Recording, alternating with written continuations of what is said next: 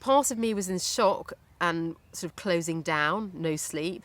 But the other half of me was like, I need to survive. And I was, Googling what's unexplained death in childhood, and just felt that I needed to speak to other people who'd gone through the same thing. So I was not going to rest until I'd actually spoken to someone that had gone through the same thing as us. I sat with Rex in my arms for probably 2 hours thinking, this is just unbelievable. I have to make something good come out of this tragedy for me, but also the family and all the, other grandparents, siblings, uncles, aunts, everyone. Well, both the Lullaby Trust and SCDC Foundation put us in contact with the different people who'd gone through the same thing. So that's 2 families in the UK who I spoke to.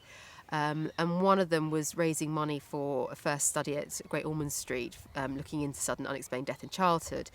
So that really helped me focus in those beginning days of thinking, okay, what can I do? Raise money for the first study into sudden unexplained death. And instead of asking people for flowers, I said, please donate whatever you can to this first study. And that kept me really busy. And it went viral basically, and we managed to raise a substantial amount of money. And the Great Ormond Street study is going ahead now and should be published in September. It's a retrospective study, so it's looking at lots of postmortems of up to, I think it's 900 children unexpected deaths, and so that they can compare them all. So hopefully similarities will come out, and they'll start trying to understand what triggers there are, and hopefully that will help us be able to predict it and then eventually one day prevent it. Definitely meeting other parents who've gone through exactly the same as us, so losing a child over one.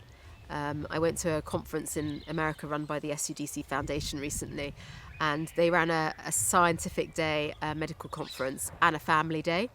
I've never been in a room with 100 parents who've lost a child, and the energy changed. It's not that it was really depressing, it was just surreal in the fact that we'd all gone through this horrendous, life-changing thing, and it suddenly became very emotional. We all had these little tea lights, and we'd all designed our own votive tea light, and we walked to the front and said our child's name, and it had been a really sort of happy, joyous occasion beforehand, and then you saw these parents coming back and in floods of tears, and just the atmosphere. I don't think I'll ever be, hopefully never be, in a room with 100 parents who've all lost a child, but it just goes to show we all had little badges of our child on us, and people will come up and say, "You're Rex's mummy."